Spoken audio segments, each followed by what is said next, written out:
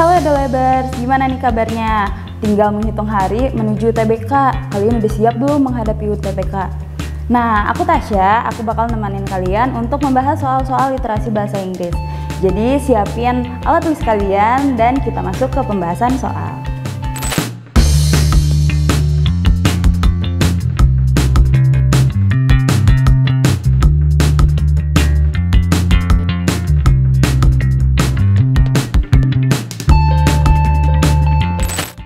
Oke, jadi kita bakal ngebahas tentang literasi bahasa Inggris. Literasi bahasa Inggris ini salah satu subtes yang sering dianggap mudah, tapi banyak banget nih yang terkecoh. Kenapa tuh? Karena kita hanya dikasih 20 menit untuk 20 soal. That means kita hanya punya 1 menit untuk 1 soal.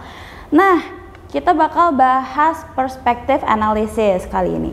Biasanya di perspektif analisis ini kita bakal disuguhkan dengan teks berupa wawancara mungkin ya dengan satu topik tertentu.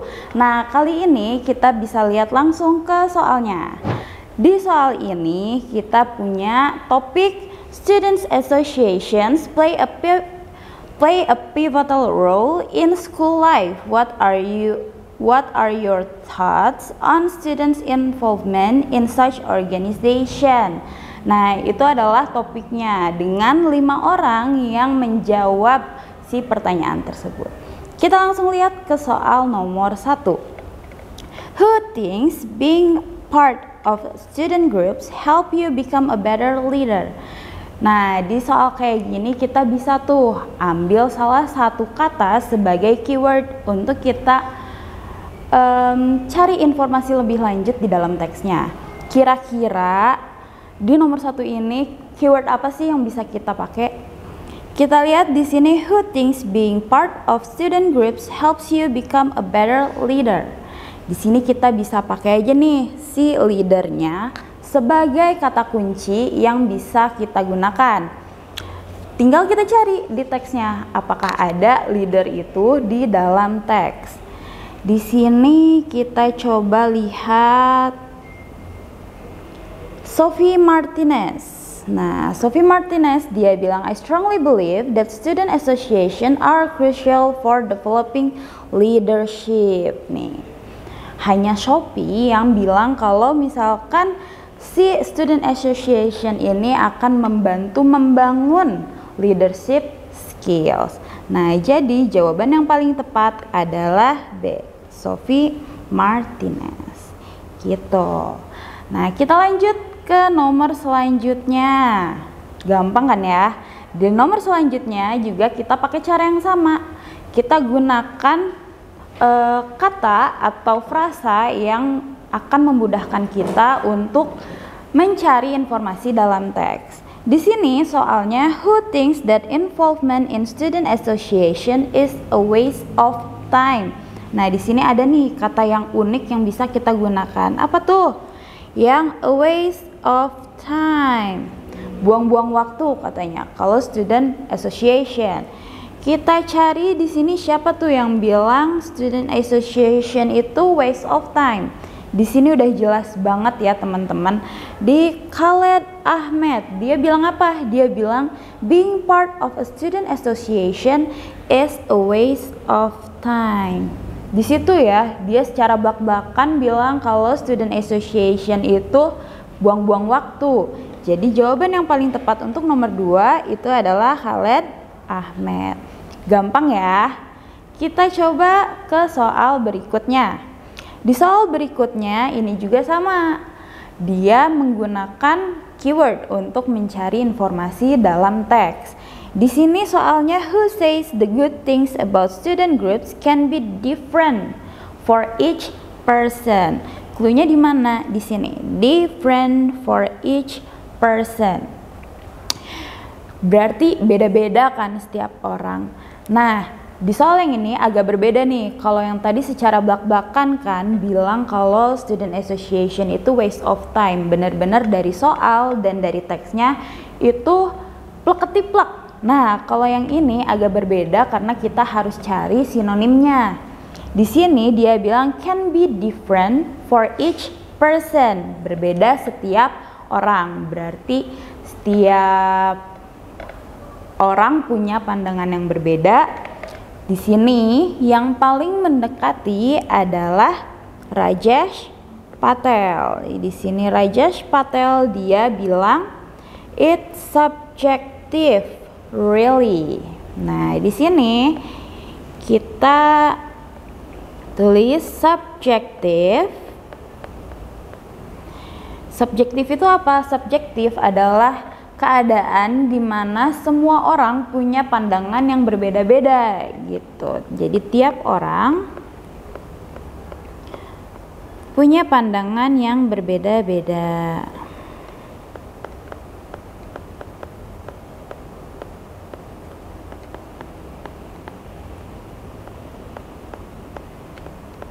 Beda-beda. Nah, secara definisi sama tuh. Can be different for each person dan subjektif. Jadi jawaban yang paling tepat itu Rajesh Patel. Gitu ya. Jadi mungkin agak sedikit sulit dicari karena dia ada perbedaan dalam soal dan dalam teks. Makanya kita harus sering-sering nih cari tahu tentang sinonim atau definisi dari sebuah kata. Kita lanjut ke soal berikutnya. Nah, ini nih yang biasanya agak sulit untuk orang-orang, terlebih kalau kalian gak tahu nih vocab-vocab dalam bahasa Inggris itu artinya apa. Nah, di sini soal ini dia menanyakan sinonim ya, atau arti dari sebuah kata empower. What does the term empower mean in Sophie Martinez opinion? Kita sendiri harus tahu nih, empower itu apa? Empower. Sophie Martinez empower. Nah, empower itu apa?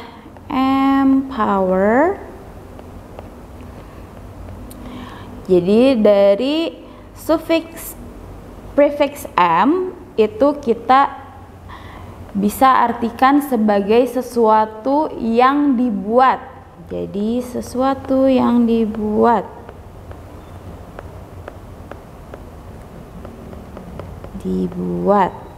Nah, power sendiri mungkin kalian banyak yang udah tahu ya. Power itu artinya adalah kekuatan gitu ya. Kekuatan. Jadi empower artinya apa? Dia membuat kuat atau memperkuat. Kuat atau memperkuat. Nah, jadi empower di sini dia bilang kalau si student association ini dia memperkuat individu untuk menjadi lebih kuat, menjadi seorang pemimpin yang hebat gitu. Nah, yang mendekati dengan arti empower sendiri berarti artinya yang B, strengthen or enable, memperkuat atau membisakan gitu ya. Jadi ini kita harus tahu nih arti dari setiap kata yang ada di pilihan jawaban.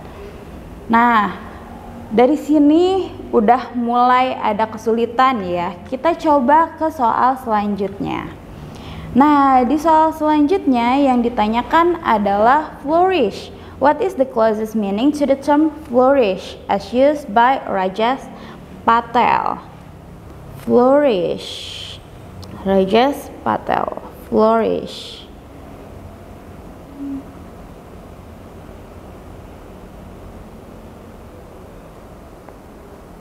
Nah, flourish di sini mungkin kalian ada yang asing ya dengan kata flourish ini. Tapi kita bisa nih menambahkan konteks dalam kalimatnya agar kita tidak bingung ya. Kita bisa nyambung-nyambungin aja dengan si konteksnya. Di sini bilang it's subjective really. Some of my friends flourish in student association. They have found their passion. and learn valuable skills. Di situ maknanya positif ya, sesuatu yang positif. Kita lihat di pilihan jawaban, di sini ada struggle. Struggle itu kesulitan ya. Nah, di sini udah ada perbedaan nih. Flourish yang harusnya positif ya. Flourish itu tadinya maknanya positif. Kalau di sini struggle itu negatif, jadi yang A itu salah. Kita lihat develop, berkembang, berarti maknanya positif ya. Kita bisa simpen jawabannya berarti. Yang C, retire. Retire itu artinya pensiun, gak mungkin ya. Yang ini gak mungkin. Change or alter, berubah gitu. Berubah, mereka menemukan passionnya, kayaknya kurang tepat juga ya. Dan yang terakhir ada hesitate or pause, ragu-ragu. Ini juga bermakna negatif. Nah, jawaban yang paling tepat itu berarti yang B, develop or thrive. Develop or thrive sendiri, develop itu artinya berkembang, sementara thrive itu artinya bertumbuh.